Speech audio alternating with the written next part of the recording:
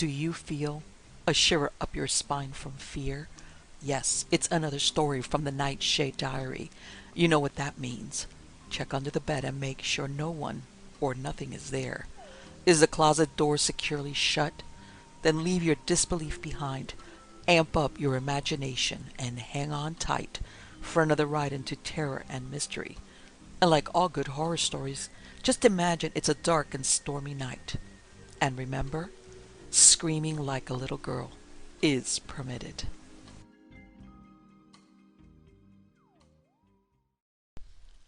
The Repairer of Reputations by Robert W. Chambers. Part 1. Toward the end of the year 1920, the government of the United States had practically completed the program adopted during the last months of President Winthrop's administration. The country was apparently tranquil. Everybody knows how the tariff and labor questions were settled. The war with Germany, incident on that country's seizure of the Samoan Islands, had left no visible scars upon the Republic, and the temporary occupation of Norfolk by the invading army had been forgotten in the joy over repeated naval victories and the subsequent ridiculous plight of General von Gartenlaub's forces in the state of New Jersey. The Cuban and Hawaiian investments had paid 100%, and the territory of Samoa was well worth its cost as a coaling station. The country was in a superb state of defense. Every coast city had been well supplied with land fortifications. The army, under the parental eye of the General Staff, organized according to the Prussian system, had been increased to 300,000 men with a territorial reserve of 1,000,000, and 6 magnificent squadrons of cruisers and battleships patrolled the 6 stations of the navigable seas, leaving a steam reserve amply fitted to control home waters. The gentlemen from the West had at last been constrained to acknowledge that a college for the training of diplomats was as necessary as law schools are for the training of barristers. Consequently, we were no longer represented abroad by incompetent patriots. The nation was prosperous. Chicago, for a moment paralyzed after a second-grade fire, had risen from its ruins, white and imperial, and more beautiful than the white city which had been built for its plaything in 1893. Everywhere good architecture was replacing bad, and even in New York a sudden craving for decency had swept away a great portion of the existing horrors. Streets had been widened, properly paved and lighted, trees had been planted, squares laid out, elevated structures demolished, and underground roads built to replace them. The new government buildings and barracks were fine bits of architecture, and the long system of stone quays which completely surrounded the island had been turned into parks which proved a godsend to the population. The subsidizing of the State Theater and State Opera brought its own reward. The United States National Academy of Design was much like European institutions of the same kind. Nobody envied the Secretary of Fine Arts, either his cabinet position or his portfolio. The Secretary of Forestry and Game Preservation had a much easier time thanks to the new system of national mounted police. We had profited well by latest treaties with France and England, the exclusion of foreigners as a measure of national self-preservation, the settlement of the new independent state of Swanee, the checking of immigration, the new laws concerning naturalization, and the gradual centralization of power in the executive all contributed to national calm and prosperity. When the government solved the Indian problem and squadrons of Indian cavalry scouts in native costume were substituted for the pitiable organizations tacked on to the tail of skeletonized regiments by a former Secretary of War, the nation drew a long sigh of relief. When after the colossal congress of religions, bigotry and intolerance were laid in their graves, and kindness and charity began to draw warring sects together, many thought the millennium had arrived, at least in the New World, which, after all, is a world by itself. But self-preservation is the first law, and the United States had to look on in helpless sorrow as Germany, Italy, Spain, and Belgium writhed in the throes of anarchy, while Russia, watching from the Caucasus, stooped and bound them one by one. In the city of New York, the summer of 1899 was signalized by the dismantling of the elevated railroads. The summer of 1900 will live in the memories of New York people for many a cycle. The Dodge statue was removed in that year, In the following winter began that agitation for the repeal of the laws prohibiting suicide, which bore its final fruit in the month of April 1920, when the first government lethal chamber was opened on Washington Square. I had walked down that day from Dr. Archer's house on Madison Avenue, where I had been as a mere formality. Ever since that fall from my horse 4 years before, I had been troubled at times with pains in the back of my head and neck. But now for months they had been absent, and the doctor sent me away that day, saying there was nothing more to be cured in me. It was hardly worth his fee to be told that. I knew it myself. Still, I did not grudge him the money. What I minded was the mistake which he made at first. When they picked me up from the pavement where I lay unconscious, and somebody had mercifully sent a bullet through my horse's head, I was carried to Dr. Archer, and he, pronouncing my brain affected, placed me in his private asylum, where I was obliged to endure treatment for insanity. At last he decided that I was well, and I, knowing that my mind had always been as sound as his, if not sounder, paid my tuition, as he jokingly called it, and left. I told him, smiling, that I would get even with him for his mistake, and he laughed heartily, and asked me to call once in a while. I did so, hoping for a chance to even up accounts, but he gave me none, and I told him I would wait. The fall from my horse had fortunately left no evil results. On the contrary, it had changed my whole character for the better. From a lazy young man about town, I had become active, energetic, temperate, and above all else, ambitious. There was only one thing which troubled me. I laughed at my own uneasiness, and yet it troubled me. During my convalescence, I had bought and read for the first time The King in Yellow. I remember after finishing the first act that it occurred to me that I had better stop. I started up and flung the book into the fireplace. The volume struck the barred grate and fell open on the hearth in the firelight. If I had not caught a glimpse of the opening words in the second act, I should never have finished it, but as I stooped to pick it up, my eyes became riveted to the open page, and with a cry of terror, perhaps it was of joy so poignant that I suffered in every nerve, I snatched the thing out of the coals and crept shaking to my bedroom, where I read it and reread it, and wept and laughed and trembled with a horror which at times assails me yet.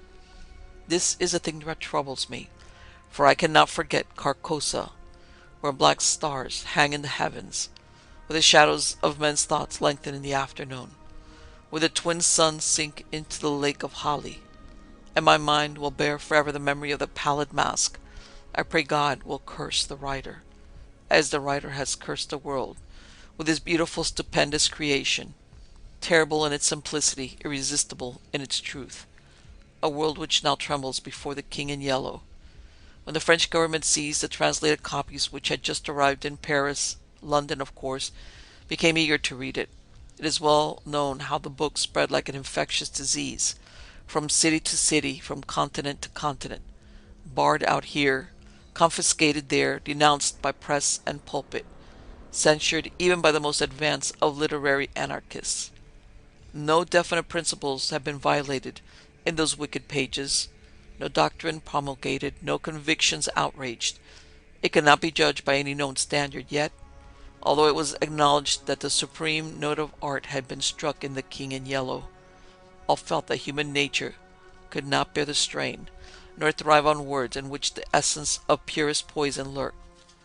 The very banality and innocence of the first act only allowed the blow to fall afterward with more awful effect.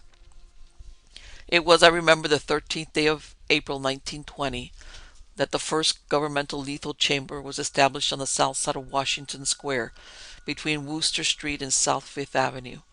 The block, which had formerly consisted of a lot of shabby old buildings used as cafes and restaurants for foreigners, had been acquired by the government in the winter of 1898.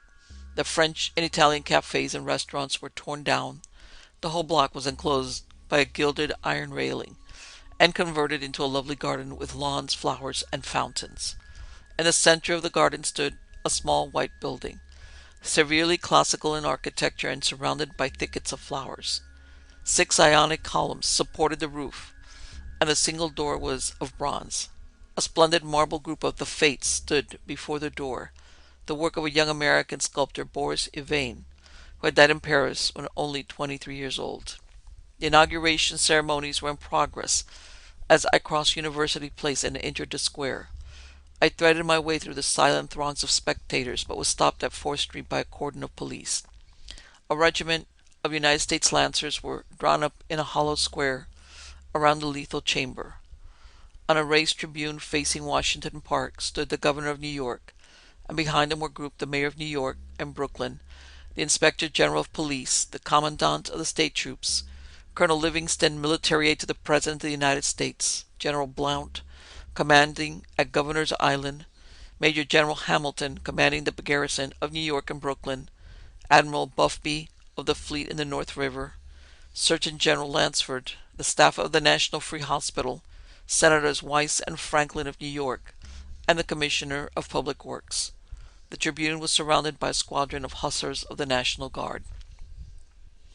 The governor was finishing his reply to the short speech of the Surgeon General. I heard him say, "The laws prohibiting suicide and providing punishment for any attempt at self-destruction have been repealed. The government has seen fit to acknowledge the right of man to end an existence which may have become intolerable to him, through physical suffering or mental despair. It is believed that the community will be benefited by the removal of such people from their midst. Since the passage of this law, the number of suicides in the United States has not increased.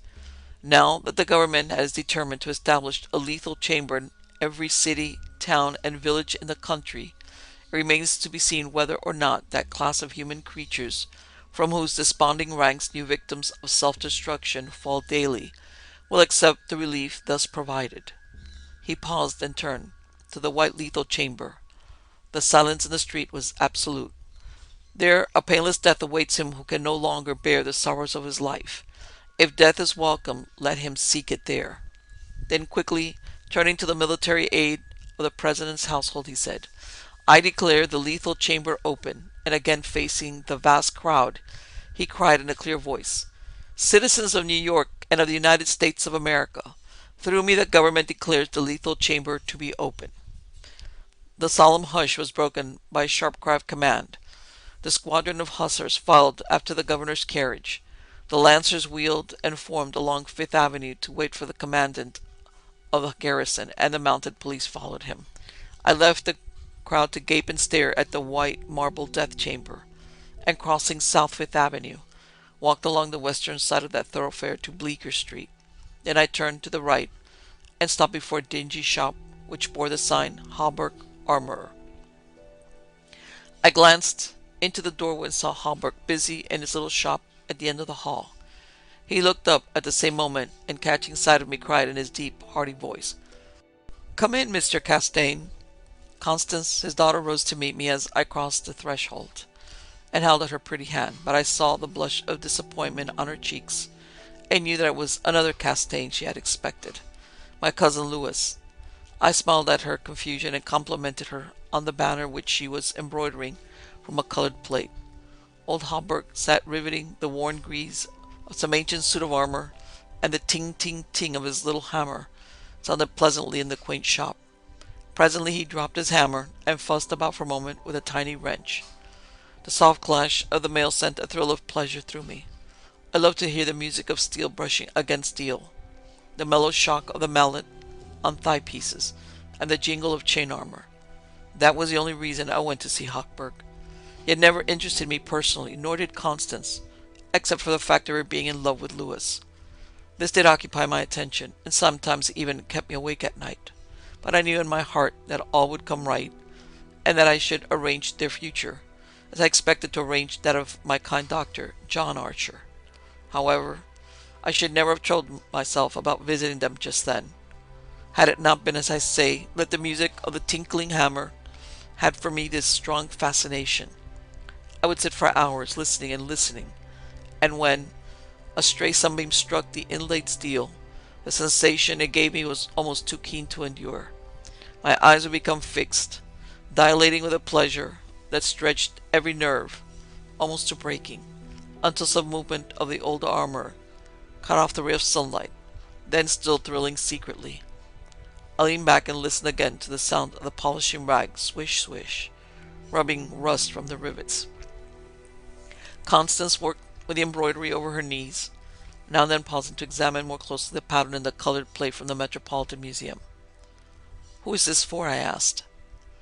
Hallberg explained that in addition to the treasures of armor in the Metropolitan Museum, of which he had been appointed armorer, he also had charge of several collections belonging to rich amateurs. This was the missing greave of a famous suit which a client of his had traced to a little shop in Paris on the Quai d'Orsay. He, Hallberg, had negotiated for and secured the greave, and now the suit was complete. He laid down his hammer and read me the history of the suit, traced since 1450 from owner to owner until it was acquired by Thomas Stainbridge. When his superb collection was sold, his client of Hallberg's bought the suit, and since then the search for the missing greave had been pushed until it was, almost by accident, located in Paris.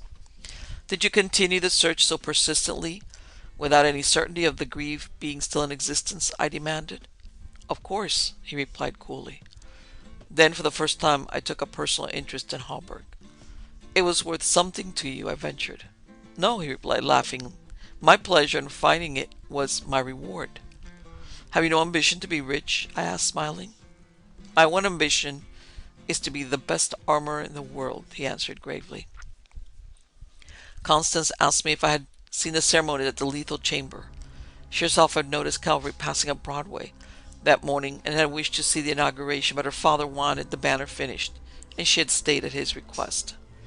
"Did you see your cousin, Mr. Castaigne, there?" she asked with the slightest tremor of her soft eyelashes.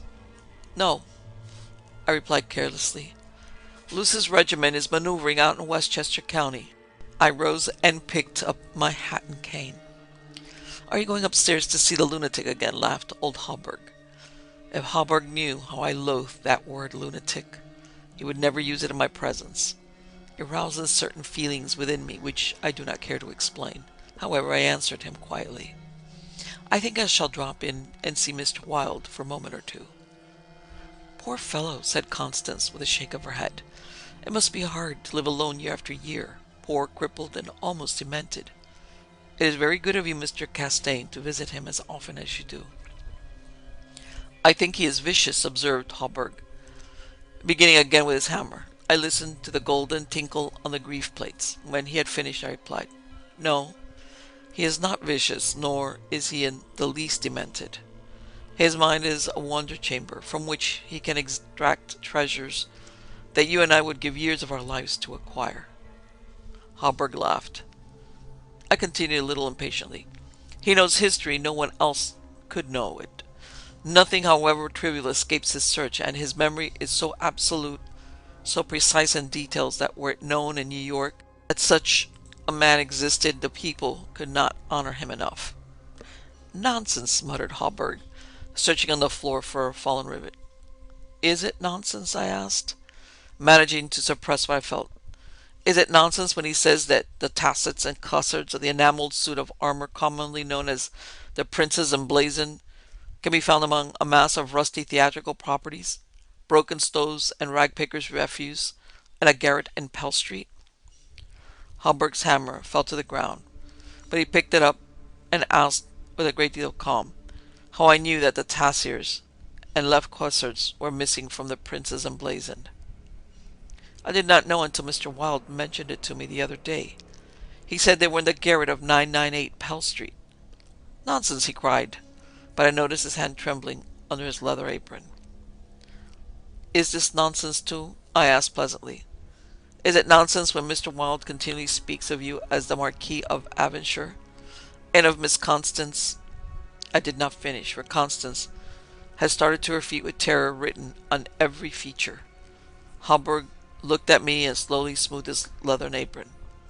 "That is impossible," he observed.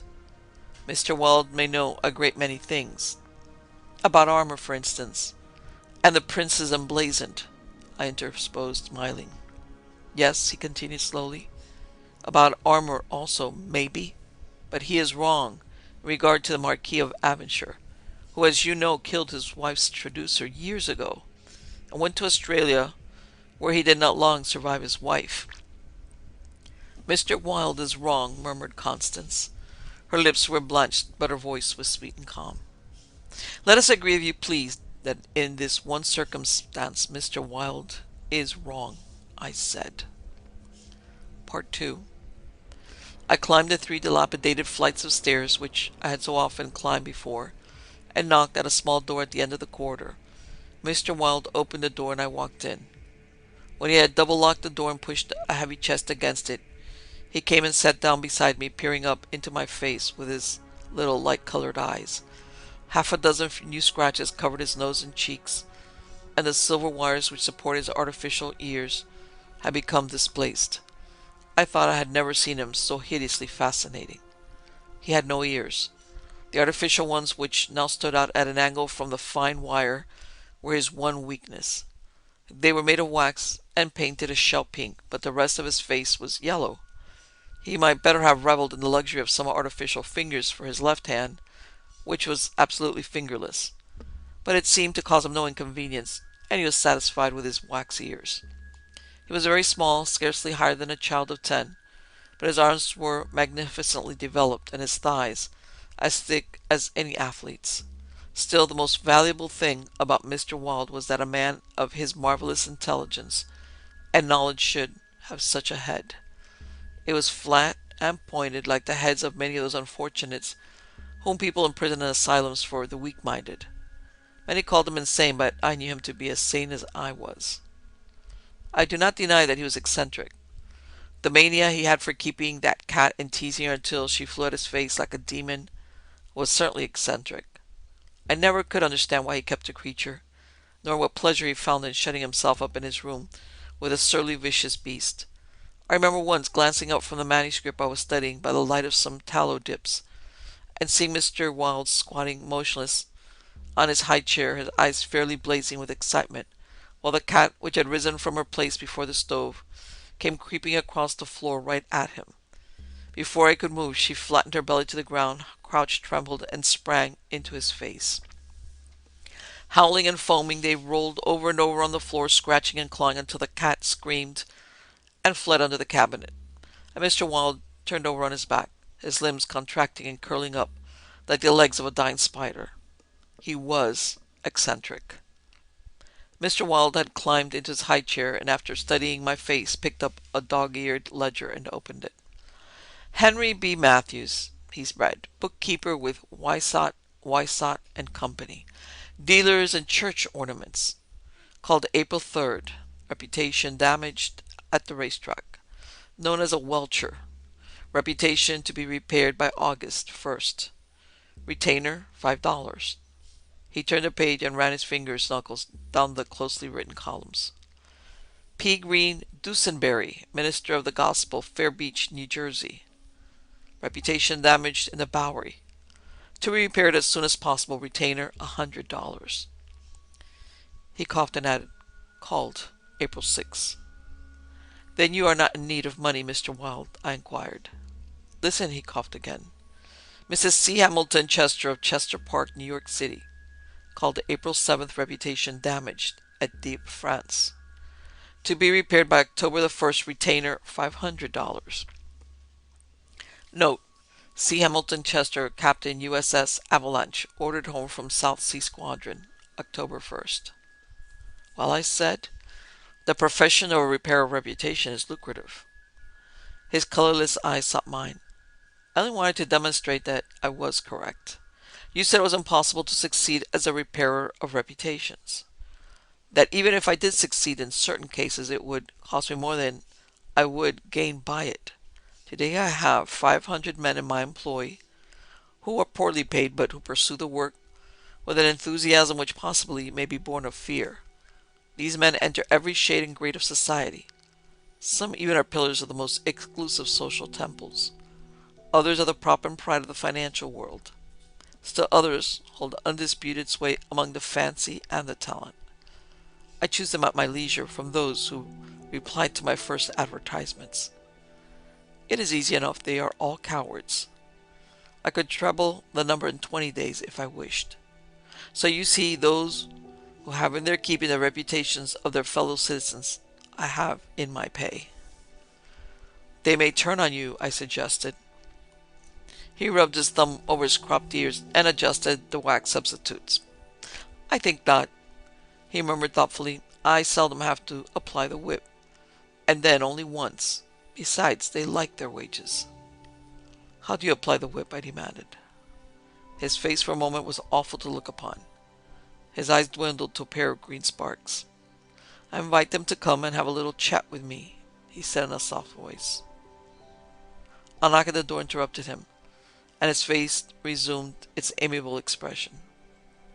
Who is it? He inquired. Mr. Stilett, was the answer.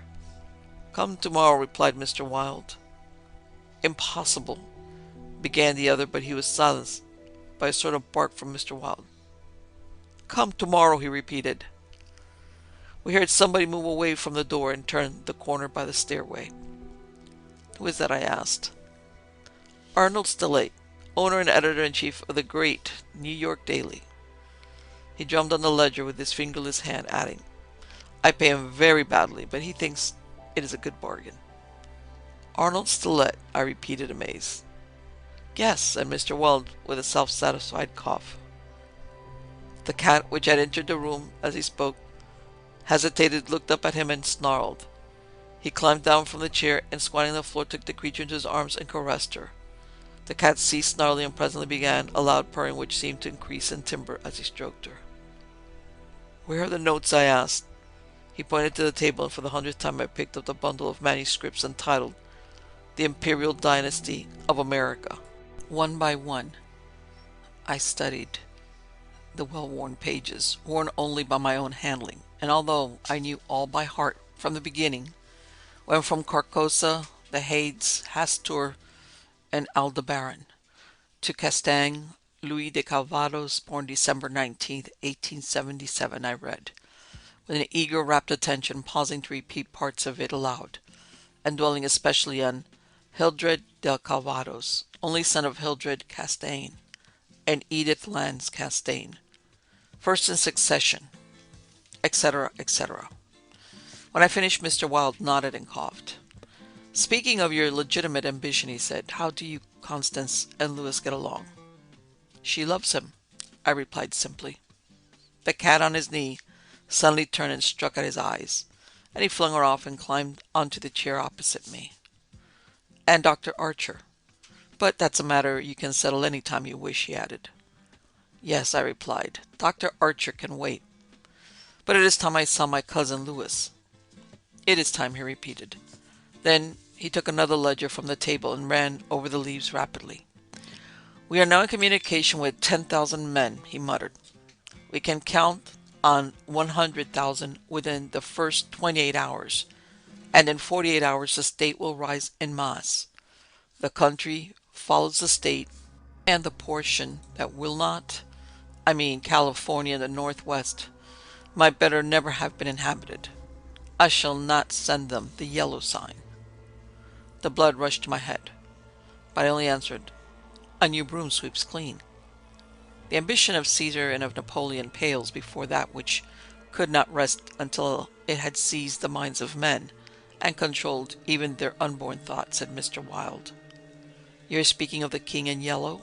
I groaned with a shudder. He is a king whom emperors have served. I am content to serve him, I replied. Mr. Wilde sat rubbing his ears with his crippled hand. Perhaps Constance does not love him, he suggested. I started to reply, but a sudden burst of military music from the street below drowned my voice.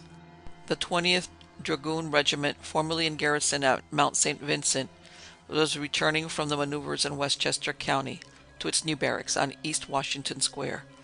It was my cousin's regiment. They were a fine lot of fellows, in their pale blue tight-fitting jackets, jaunty busbies, and white riding breeches with a double yellow stripe into which their limbs seemed molded. Every other squadron was armed with lances, from the metal points of which fluttered yellow and white pennons. The band passed, playing the regimental march. Then came the colonel and staff, the horses crowding and trampling, while their heads bobbed in unison, and the pennons fluttered from their lance points. The troopers, who rode with a beautiful English steed, looked brown as berries from their bloodless campaign among the farms of Westchester, and the music of their sabres against the stirrups and the jingle of spurs and carbines was delightful to me. I saw Lewis riding with his squadron. He was as handsome an officer as I have ever seen. Mr. Wilde, who had mounted a chair by the window, saw him too, but said nothing. Lewis turned and looked straight at Hawberk's shop as he passed, and I could see the flush on his brown cheeks. I think Constance must have been at the window. When the last troopers had clattered by, and the last pennants vanished into South Fifth Avenue, Mr. Wilde clambered out of his chair and dragged the chest away from the door. "Yes," he said, "it is time that you saw your cousin Lewis." He unlocked the door and I picked up my hat and stick and stepped into the corridor. The stairs were dark. Groping about, I set my foot on something soft which snarled and spit, and I aimed a murderous blow at the cat. But my cane shivered to splinters against the balustrade, and the beast scurried back into Mr. Wilde's room. Passing Hawberk's door again, I saw him still at work on the armor, but I did not stop, and stepping out into Bleecker Street, I followed it to Wooster, skirted the grounds of the lethal chamber, and crossing Washington Park, went straight to my rooms and the Benedict. Here I lunched comfortably, read the Herald and the Meteor, and finally went to the steel safe in my bedroom and set the time combination. The 3 3/4 minutes which it is necessary to wait while the time lock is opening are to me golden moments. From the instant I set the combination to the moment when I grasped the knobs and squeaked back the solid steel doors, I live in an ecstasy of expectation. Those moments must be like moments passed in paradise. I know what I am to find at the end of the time limit.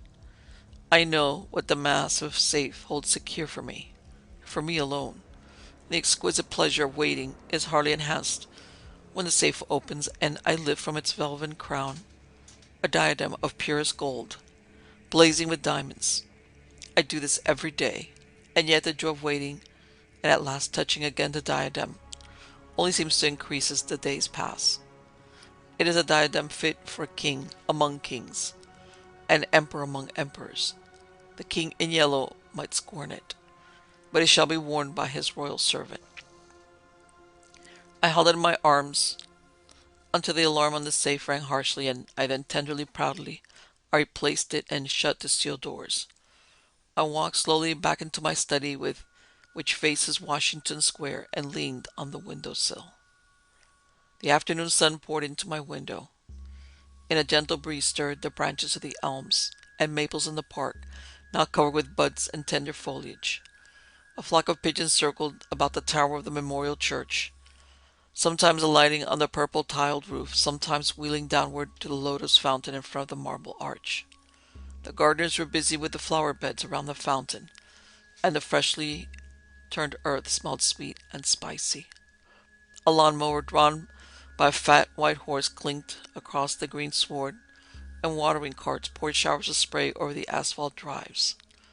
Around the statue of Peter Stuyvesant, which in 1897 had replaced the monstrosity supposed to represent Garibaldi, children played in the spring sunshine, and nurse girls wheeled elaborate baby carriages with a reckless disregard for the pasty-faced occupants, which could probably be explained by the presence of half a dozen trim dragoon troopers languidly lolling on the benches. Through the trees, the Washington Memorial Arch glistened like silver in the sunshine, and beyond on the eastern extremity of the square the grey stone barracks of the dragoons and the white granite artillery stables were alive with color and motion. I looked at the lethal chamber on the corner of the square opposite. A few curious people still lingered about the gilded iron railing, but inside the grounds the paths were deserted. I watched the fountains ripple and sparkle. The sparrows had already found this new bathing nook, and the basins were crowded with the dusty feathered little things. 2 or 3 white peacocks picked their way across the lawns, and a drab-colored pigeon sat so motionless on the arm of one of the fates that it seemed to be part of the sculptured stone. As I was turning carelessly away, a slight commotion in the group of curious loiterers around the gates attracted my attention. A young man had entered, and was advancing with nervous strides along the gravel path which leads to the bronze doors of the lethal chamber. He paused a moment before the fates, and as he raised his head to those 3 mysterious faces, the pigeon rose from its sculptured perch, circled about for a few moments, and flew to the east. The young man pressed his hands to his face and then, with an undefinable gesture, sprang up the marble steps. The bronze doors closed behind him. Half an hour later, the loiterer slouched away, and the frightened pigeon returned to its perch in the arms of fate. I put on my hat and went out into the park for a little walk before dinner. As I crossed the central driveway, a group of officers passed, and one of them called out, "Hello, Hildred," and came back to shake hands with me. It was my cousin Louis, who stood smiling and tapping his spurred heels with his riding whip. "Just back from Westchester," he said. "Been doing the bucolic, milk and curds, you know. Dairymaids and sunbonnets who say how, and I don't think when you tell them they are pretty. I'm nearly dead for a square meal at Delmonico's. What's the news?" "There is none," I replied pleasantly. "I saw your regiment coming in this morning." "Did you?" "I didn't see you. Where were you?" "In Mr. Wilde's window." "Oh, hell," he began impatiently. "That man is stark mad. I don't understand why you—" He saw how annoyed I felt by this outburst and begged my pardon. "Really, old chap," he said, "I don't mean to run down a man like you, but for the life of me, I can't see what the deuce you find in common with Mr. Wilde. He's not well bred, to put it generously. He's hideously deformed. His head is the head of a criminally insane person.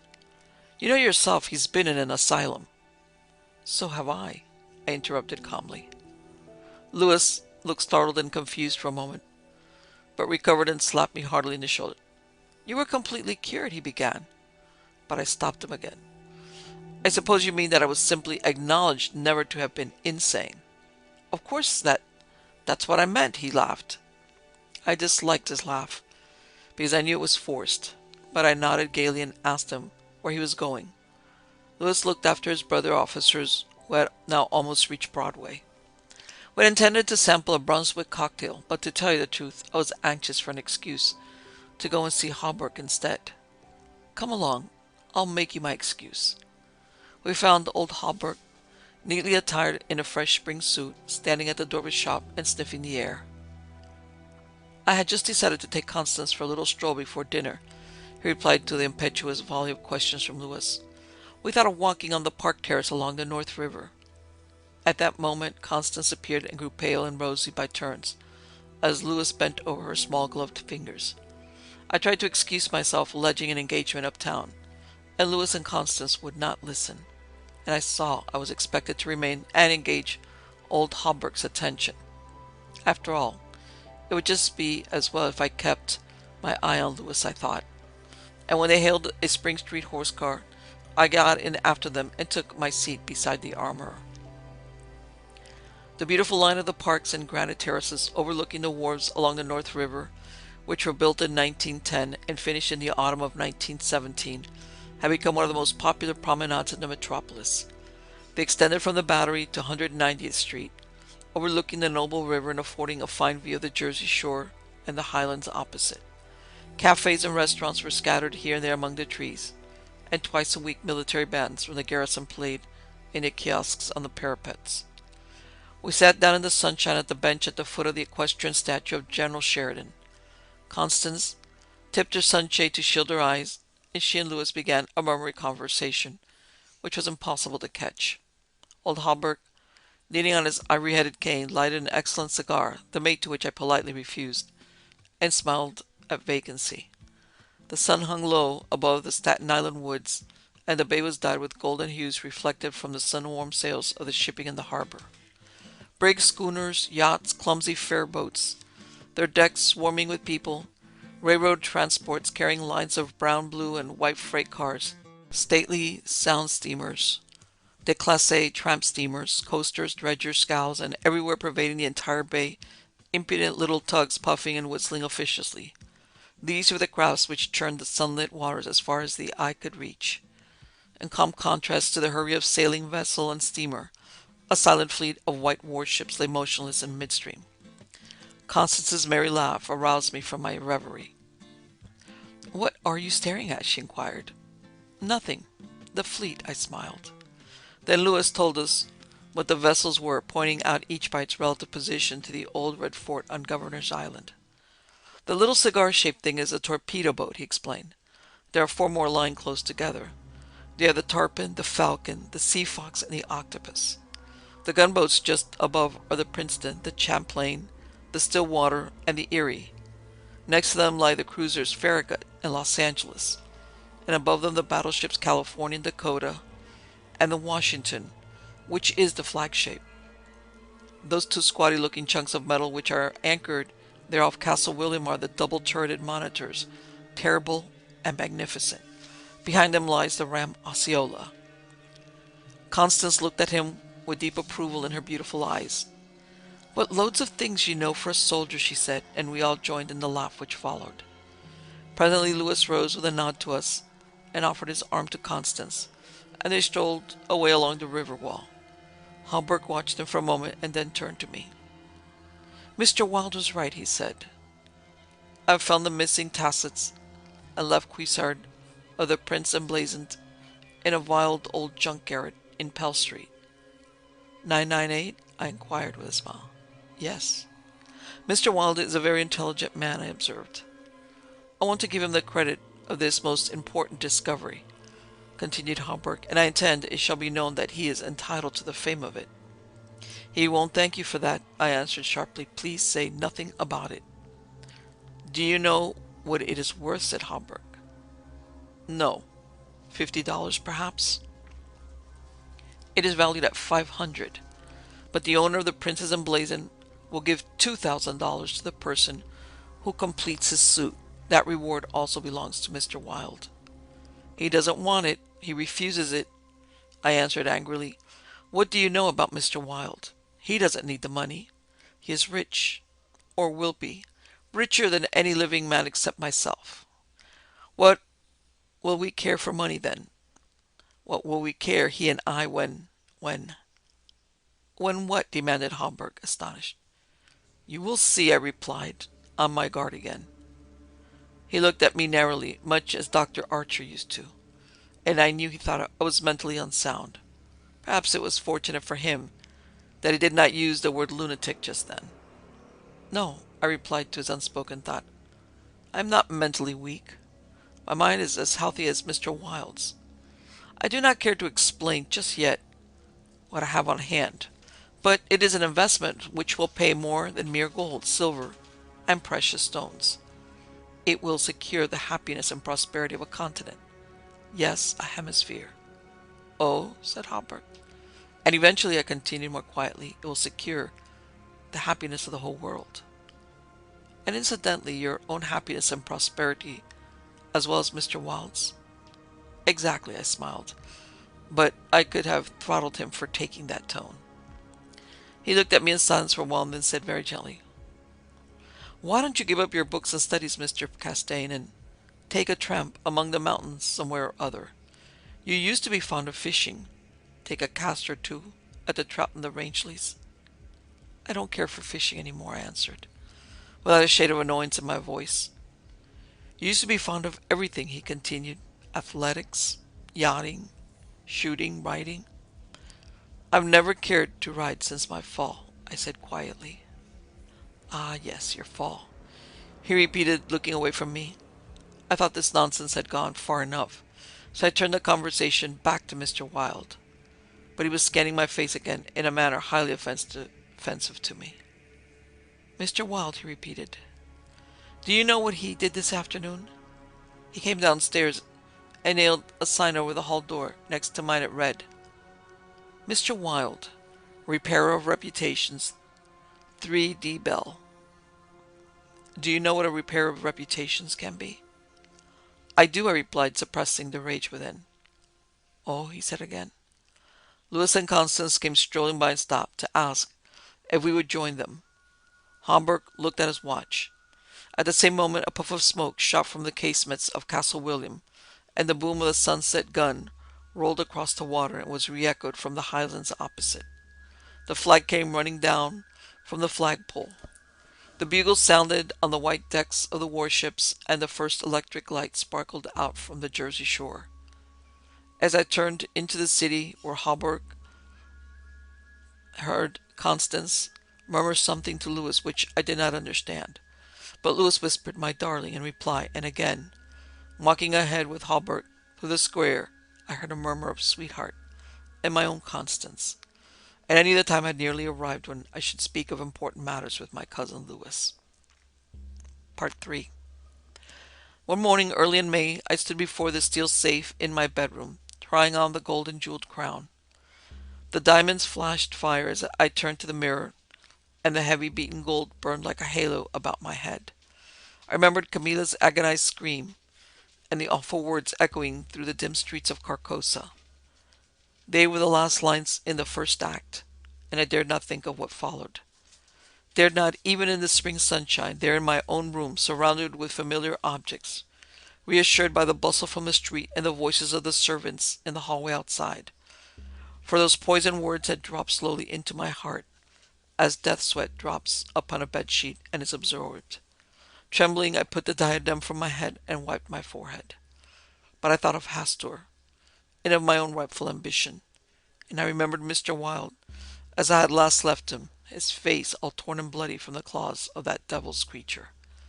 And what he said, what he said. The alarm bell in the safe began to whir harshly, and I knew my time was up. But I would not heed it, and replacing the flashing circlet upon my head, I turned defiantly to the mirror. I stood for a long time absorbed in the changing expression of my own eyes. The mirror reflected a face which was like my own, but wider and so thin that I hardly recognized it. And all the time I kept repeating between my clenched teeth, "The day has come. The day has come." While the alarm in the safe whirled and clamored, and the diamonds sparkled and flamed above my brow, I heard a door open, but did not heed it. It was only when I saw two faces in the mirror. It was only when another face rose over my shoulder, and two other eyes met mine. I wheeled like a flash and seized a long knife from my dressing table, and my cousin sprang back, very pale, crying, "Hildred, for God's sake!" Then my hand fell away. He said, "It is I, Louis. Don't you know me?" I stood silent. I could not have spoken for my life. He walked up to me and took the knife from my hand. "What is all this?" he inquired in a gentle voice. "Are you ill?" "No," I replied, but I doubt if he heard me. "Come, come, old fellow," he cried. "Take off that brass crown and toddle into the study. Are you going to a masquerade? What's all this theatrical tinsel anyway?" I was glad he thought the crown was made of brass and paste. Yet I didn't like him any better for thinking so. I let him take it from my hand, knowing that it was best to humor him. He tossed the splendid diadem in the air, and catching it, turned to me smiling. "It's dear at 50 cents, he said. "What's it for?" I did not answer, but took the circlet from his hands. Placing it in the safe, shut the massive steel door. The alarm ceased its infernal din at once. He watched me curiously, but did not seem to notice the sudden ceasing of the alarm. He did, however, speak of the safe as a biscuit box. Fearing lest he might examine the combination, I led the way into my study. Louis threw himself on the sofa and flicked at flies with his eternal riding whip. He wore his fatigue uniform with a braided jacket and jaunty cap, and I noticed that his riding boots were all splashed with red mud. "Where have you been?" I inquired. "Jumping mud creeks in Jersey," he said. "I haven't had time to change yet. I was rather in a hurry to see you. Haven't you got a glass of something? I'm dead tired. Been in the saddle 24 hours. I gave him some brandy from my medicinal store, which he drank with a grimace. "Damned bad stuff," he observed. "I'll give you an address where they sell brandy that is brandy." "It's good enough for my needs," I said indifferently. "I use it to rub my chest with." He stared and flicked at another fly. "See here, old fellow," he began. "I've got something to suggest to you. It's 4 years now that you've shut yourself up here like an owl, never going anywhere, never taking any healthy exercise, never doing a damn thing but poring over those books up there on the mantelpiece." He glanced along the rows of shelves. "Napoleon, Napoleon, Napoleon," he read. "For heaven's sake, have you nothing but Napoleon there?" "I wish they were bound in gold," I said. "But wait, yes, there's another book. The King in Yellow." I looked him steadily in the eye. "Have you ever read it?" I asked. I? No, thank God. I don't want to be driven crazy. I saw he regretted his speech as soon as he had uttered it. There's only one word which I loathe more than I do lunatic, and that word is crazy. But I controlled myself and asked him why he thought the king in yellow dangerous. Oh, I don't know, he said hastily. I only remember the excitement it created and the denunciation from pulpits and press. I believe the author shot himself after bringing forth this monstrosity, did he? I understand he is still alive, I answered. That's probably true, he muttered. Bullets couldn't kill a fiend like that. It is a book of great truths, I said. Yes, he replied, of truths, which send men frantic and blast their lives. I don't care if the thing is, as they say, the very supreme essence of art. It's a crime to have written it, and I for one shall never open its pages. Is that what you have come to tell me? I asked. No, he said. I came to tell you that I am going to be married. I believe for a moment my heart ceased to beat, but I kept my eyes on his face. Yes, he continued, smiling happily, married to the sweetest girl on earth. Constance Hawberk, I said mechanically. How did you know? He cried, astonished. I didn't know it myself until that evening last April, when we strolled down to the embankment before dinner. When is it to be? I asked. It was to have been next September, but an hour ago a dispatch came ordering our regiment to the Presidio San Francisco. We leave at noon tomorrow. Tomorrow, he repeated. Just think, Hildred, tomorrow I shall be the happiest fellow that ever drew breath in this jolly world, for Constance will go with me. I offered him my hand in congratulation, and he seized and shook it like a good-natured fool he was, or pretended to be. I'm going to get my squadron as a wedding present, he rattled, on Captain and Mrs. Louis Castaigne. Huh, Hildred? Then he told me where was to be and who was to be there, and made me promise to come and be the best man. I set my teeth and listened to his boyish chatter without knowing what I felt, but I was getting to the limit of my endurance, and when he jumped up and switching his spurs till they jingled said he must go, I did not detain him. There's one thing I want to ask of you, I said quietly. Out with it, it's promised, he laughed. I want you to meet me for a quarter of an hour's talk tonight. Of course, if you wish, he said, somewhat puzzled. Where? Anywhere, in the park there. What time, Hildred? Midnight. What in the name of... he began, but checked himself and laughingly assented.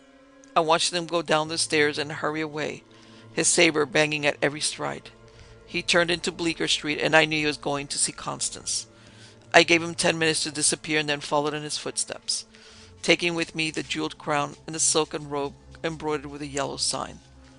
When I turned into Bleecker Street and entered the doorway which bore the sign, Mr. Wilde, Repairer of Reputations, 3D Bell, I saw old Hawberk moving about in his shop and imagined I heard Constance's voice in the parlor. But I avoided them both and hurried up the trembling stairways to Mr. Wilde's apartment. I knocked and entered without ceremony. Mr. Wilde lay groaning on the floor, his face covered with blood, his clothes torn to shreds. Drops of blood were scattered about over the carpet, which had also been ripped and frayed in the evidently recent struggle. It's that cursed cat, he said, ceasing his groans and turning his colorless eyes to me. She attacked me while I was asleep. I believe she will kill me yet. This was too much, so I went into the kitchen and, seizing a hatchet from the pantry, started to find the infernal beast and settle her then and there. My search was fruitless, and after a while I gave it up and came back to find Mr. Wilde squatting on his high chair by the table. He had washed his face and changed his clothes. The great furrows which the cat's claws had plowed up in his face he had filled with collodion, and a rag hid the wound in his throat. I told him I should kill the cat when I came across her, but he only shook his head and turned to the open ledger before him. He read name after name of the people who had come to him in regard to their reputation, and the sums he had amassed were startling. I put on the screws now and then, he explained. One day or other, some of these people will assassinate you, I insisted. Do you think so? He said, rubbing his mutilated ears. It was useless to argue with him, so I took down the manuscript entitled Imperial Dynasty of America, for the last time I should ever take it down in Mr. Wilde's study. I read it through, thrilling and trembling with pleasure. When I had finished, Mr. Wilde took the manuscript and, turning to the dark passage which leads from his study to his bedchamber, called out in a loud voice, "Vance!" Then for the first time I noticed the man crouching there in the shadows. How I had overlooked him during my search for the cat, I cannot imagine. "Vance, come in!" cried Mr. Wilde. The figure rose and crept toward us, and I shall never forget the face that he raised to mine, as the light from the window illuminated it. "Vance, this is Mr. Castaigne," said Mr. Wilde. Before he had finished speaking, the man threw himself on the ground before the table, crying and gasping, "Oh God! Oh my God! Help me! Forgive me! Oh, Mr. Castaigne, keep that man away! You cannot mean it! You are different! Save me! I am broken down! I was in a madhouse, and now, when all was coming right, when I had forgotten the king in yellow, but I shall go mad again! I shall go mad!" His voice died into a choking rattle, for Mr. Wilde had leapt on him, and his right hand encircled the man's throat. When Vance fell in a heap on the floor, Mr. Wilde clambered nimbly onto his chair again and rubbed his mangled ear with the stump of his hand, turned to me and asked me for the ledger. I reached it down from the shelf, and he opened it. After a moment's searching among the beautifully written pages, he coughed complacently and pointed to the name Vance. "Vance," he read out loud. "Osgood Oswald Vance." At the sound of his voice, the man on the floor raised his head and turned a convulsed face to Mr. Wilde. His eyes were injected with blood, his lips tumefied. "Called April 28th," continued Mr. Wilde. "Occupation cashier in the Seaforth National Bank. Has served a term of forgery at Sing Sing, from whence he was transferred to the asylum for the criminal insane. Pardoned by the governor of New York and discharged from the asylum January 19th, 1918. Reputation damage at Sheepshead Bay. Rumors that he lives beyond his income. Reputation to be repaired at once. Retainer $1,500. Note: has embezzled sums amounting to $30,000 since March 20th, 1919. Excellent family and secured present position through uncle's influence. Father president of Seaforth Bank. I looked at the man on the floor. "Get up, Vance," said Mr. Wilde in a gentle voice. Vance rose as if hypnotized. "He will do as we suggest now," observed Mr. Wilde, and opening the manuscript he read the entire history of the imperial dynasty of America. Then in a kind and soothing murmur he ran over the important points with Vance, who stood like one stunned. His eyes were so blank and vacant that I imagined he had become half-witted, and remarked it to Mr. Wilde, who replied that it was of no consequence anyway. Very patiently we pointed out to Vance what his share in the affair would be, and he seemed to understand after a while. Mr. Wilde explained the manuscript, using several volumes of heraldry to substantiate the result of his researches. He mentioned the establishment of the dynasty in Carcosa, the lakes which connected Hastur, Aldebaran, and the mystery of the Hades. He spoke of Casilda and Camilla, and sounded the cloudy depths of Demi and the lakes of Hali. "The scalloped tatters of the king in yellow must hide ye till forever," he muttered. But I do not believe Vance heard him. Then by degrees he led Vance along the ramifications of the imperial family to Ut and Tel, from Nautalba and Phantom of Truth to Aldenese, and then, tossing aside his manuscript and notes, he began the wonderful story of the last king. Fascinated and thrilled, I watched him. He threw up his head, his long arms were stretched out in a magnificent gesture of pride and power, and his eyes blazed deep in their sockets, like two emeralds. Vance listened stupefied. As for me, when at last Mr. Wilde had finished and pointed to me, cried, "The cousin of the king," my head swam with excitement. Controlling myself with a superhuman effort, I explained to Vance why I alone was worthy of the crown, and why my cousin must be exiled or die. I made him understand that my cousin must never marry, even after renouncing all his claims, and how that, least of all, he should marry the daughter of the Marquis of Avonshire, and bring England into the question. I showed him a list of thousands of names which Mr. Wilde had drawn up. Every man whose name was there had received the yellow sign, which no living human being dared disregard. The city, the state, the whole land were ready to rise and tremble before the pallid mask. The time had come the people should know the son of Hastur, and the whole world bowed to the black stars which hang in the sky over Carcosa.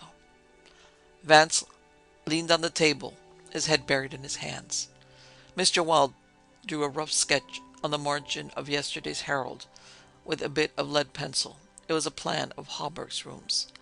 Then he wrote out the order and affixed the seal, and shaking like a palsied man, I signed my first writ of execution with my name, Hildred Rex. Mr. Wilde clambered to the floor and, unlocking the cabinet, took a long square box from the first shelf. This he brought to the table and opened. A new knife lay in the tissue paper inside, and I picked it up and handed it to Vance, along with the order and the plan of Hawberk's apartment. Then Mr. Wilde told Vance he could go, and he went, shambling like an outcast of the slums. I sat for a while, watching the daylight fade behind the square tower of the Judson Memorial Church, and finally, gathering up the manuscript and notes, took my hat and started for the door. Mr. Wilde watched me in silence. When I had stepped into the hall, I looked back. Mr. Wilde's small eyes were still fixed on me. Behind them, the shadows gathered in the fading light. Then I closed the door behind me and went out into the darkening streets. I had eaten nothing since breakfast, but I was not hungry. A wretched, half-starved creature who stood looking across the street at the lethal chamber noticed me and came up to tell me a tale of misery. I gave him money. I don't know why, and he went away without thanking me. An hour later, another outcast approached and whined his story. I had a blank bit of paper in my pocket on which was traced the yellow sign, and I handed it to him. He looked at it stupidly for a moment, and then with an uncertain glance at me, folded it with what seemed to be exaggerated care and placed it in his bosom. The electric lights were sparkling among the trees, and the new moon shone in the sky above the lethal chamber. It was tiresome waiting in the square. I wandered from the marble arch to the artillery tables and back again to the lotus fountain. The flowers and grass exhaled a fragrance which troubled me. The jet of the fountain played in the moonlight, and the musical splash of falling drops reminded me of the tinkle of chain mail and Hawberk's shop. But it was not so fascinating, and the dull sparkle of the moonlight on the water brought no such sensations of exquisite pleasure as when the sunshine played over the polished steel of a corselet on Hawberk's knee. I watched the bats darting and turning above the water plants in the fountain basin, but their rapid, jerky flight set my nerves on edge, and I went away again to walk aimlessly to and fro among the trees. The artillery stables were dark, but in the cavalry barracks the officers' windows were brilliantly lighted, and the sally port was constantly filled with troopers in fatigue carrying straw and harness and baskets filled with tin dishes. Twice the mounted sentry at the gates was changed, while I wandered up and down the asphalt walk. I looked at my watch. It was nearly time. The lights in the barracks went out one by one. The barred gate was closed, and every minute or two an officer passed in through the side wicket, leaving a rattle of accoutrements and a jingle of spurs on the night air. The square had become very silent. The last homeless loiterer had been driven away by the great-coated park policeman. The car tracks along Wooster Street were deserted. The only sound which broke the stillness was the stamping of the sentry's horse and the ring of his saber against the saddle pommel. In the barracks, the officers' quarters were still lighted, and military servants passed and repassed before the bay windows. 12 o'clock sounded from the new spire of St. Francis Xavier, and at the last stroke of the sad-toned bell a figure passed through the wicket beside the portcullis, returned the salute of the sentry, and crossing the street entered the square and advanced toward the Benedict apartment house. "Louis," I called. The man pivoted on his spurred heel and came straight towards me. "Is that you, Hildred?" "Yes, you're on time." I took his proffered hand, and we strolled toward the lethal chamber. He rattled on about his wedding and the graces of Constance and their future prospects, calling my attention to his captain's shoulder straps and the triple gold arabesque on his sleeve and fatigue cap. I believe I listened as much to the music of his spurs and saber as I did to his boyish babble. And at last we stood under the elms on the 4th Street corner of the square opposite the lethal chamber. Then he laughed and asked me what I wanted with him. I motioned him to a seat on a bench under the electric light and sat down beside him. He looked at me curiously with the same searching glance which I hate and fear so in doctors. I felt the insult of his look, but he did not know it, and I carefully concealed my feelings. "Well, old chap," he inquired, "what can I do for you?" I drew from my pocket the manuscript and notes of the Imperial Dynasty of America, and looking him in the eye said, "I will tell you, on your word as a soldier, promise me to read this manuscript from beginning to end without asking me a question. Promise me to read these notes in the same way, and promise me to listen to what I have to tell later." "I promise. If you wish it," he said pleasantly. "Give me the paper, Hildred." He began to read, raising his eyebrows with a puzzled, whimsical air which made me tremble with suppressed anger. As he advanced, his eyebrows contracted, his lips seemed to form the word rubbish. Then he looked slightly bored, but apparently for my sake read, with an attempt at interest which presently ceased to be an effort. He started when in the closely written pages he came to his own name, and when he came to mine he lowered the paper and looked sharply at me for a moment. But he kept his word and resumed his reading, and I let the half-formed question die on his lips unanswered. When he came to the end and read the signature of Mr. Wilde, he folded the paper carefully and returned it to me. I handed him the notes, and he settled back, pushing his fatigue cap up to his forehead with a boyish gesture, which I remembered so well in school. I watched his face as he read, and when he finished, I took the notes with the manuscript and placed them in my pocket, then unfolded a scroll marked with a yellow sign. He saw the sign, but he did not seem to recognize it, and I called his attention to it somewhat sharply. "Well," he said, "I see it. What is it?" "It is the yellow sign," I said angrily. "Oh, that's it, is it?"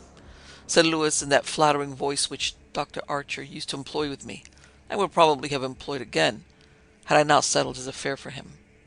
I kept my rage down and answered as steadily as possible. "Listen, you have engaged your word." "I'm listening, old chap," he replied soothingly. I began to speak very calmly. "Dr. Archer, having by some means become possessed of the secret of the imperial succession, attempted to deprive me of my right, alleging that because of a fall from my horse 4 years ago, I had become mentally deficient. He presumed to place me under restraint in his own house in hopes of either driving me insane or poisoning me. I have not forgotten it. I visited him last night, and the interview was final." Lewis turned quite pale, but did not move. I resumed triumphantly. "There are yet 3 people to be interviewed in the interests of Mr. Wilde and myself. They are my cousin Lewis, Mr. Hawberk, and his daughter Constance." Lewis sprang to his feet, and I arose also and flung the paper marked with a yellow sign on the ground. "Oh, I don't need that to tell you what I have to say," I cried with a laugh of triumph. "You must renounce the crown to me. Do you hear? To me!" Lewis looked at me with a startled air, but recovering himself said kindly, "Of course, I renounce the— what is it I must renounce?" "The crown," I said angrily. "Of course," he answered, "I renounce it. Come, old chap, I'll walk back to your rooms with you." "Don't try any of your doctor's tricks with me," I cried, trembling with fury. "Don't act as if you think I'm insane." "What nonsense!" he replied. "Come, it's getting late, Hildred." "No," I shouted. "You must listen. You cannot marry. I forbid it. Do you hear? I forbid it. You shall renounce the crown, and in reward I grant you exile. But if you refuse, you shall die." He tried to calm me, but I was roused at last, and drawing my long knife, barred his way. Then I told him how they would find Dr. Archer in the cellar with his throat open, and I laughed in his face when I thought of Vance and his knife, and the order signed by me. "Ah, you are the king," I cried, "but I shall be king. Who are you to keep me from empire over all the habitable earth? I was born the cousin of a king, but I shall be king." Louis stood white and rigid before me. Suddenly a man came running up 4th Street, entered the gate of the lethal temple, traversed the path to the bronze doors at full speed, and plunged into the death chamber with the cry of one demented. And I laughed until I wept tears, for I recognized Vance, and knew that Hawberk and his daughter were no longer in my way. "Go," I cried to Louis. "You have ceased to be a menace. You will never marry Constance now, and if you marry anyone else in your exile, I will visit you as I did my doctor last night. Mr. Wilde takes charge of you tomorrow." Then I turned and darted into South Fifth Avenue, and with a cry of terror, Lewis dropped his belt and saber and followed me like the wind. I heard him close behind me at the corner of Bleecker Street, and I dashed into the doorway under Holbrook's sign. He cried, "Halt, or I fire!"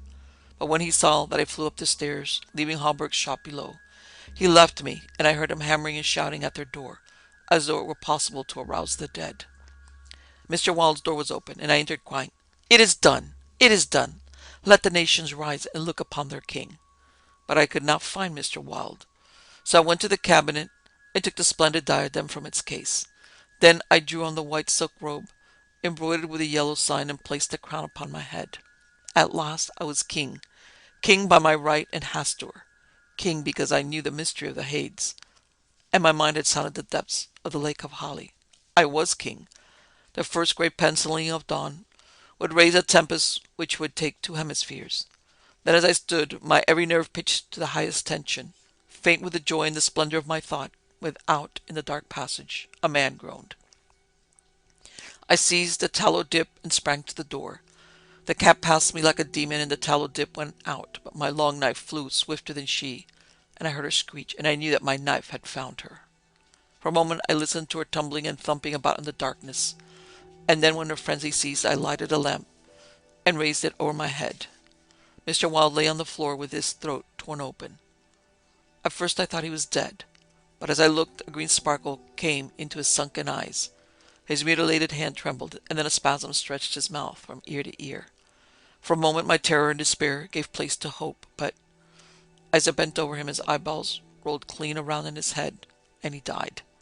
Then while I stood transfixed with rage and despair, seeing my crown, my empire, every hope and every ambition in my life, lying prostrate there with the dead master, they came, seized me from behind, and bound me until my veins stood like cords, and my voice failed with the paroxysms of my frenzied screams. But I still raged, bleeding and infuriated among them, and more than one policeman felt my sharp teeth. Then when I could no longer move, they came nearer. I saw old Holbrook, and behind him my cousin, Lewis's ghastly face. And further away, in the corner, a woman, Constance, weeping softly. "Ah, I see it now," I shrieked. "You have seized the throne and the empire. Woe, woe to you who are crowned with the crown of the king in yellow." Editor's note: Mr. Castaigne died yesterday in the asylum for the criminal insane.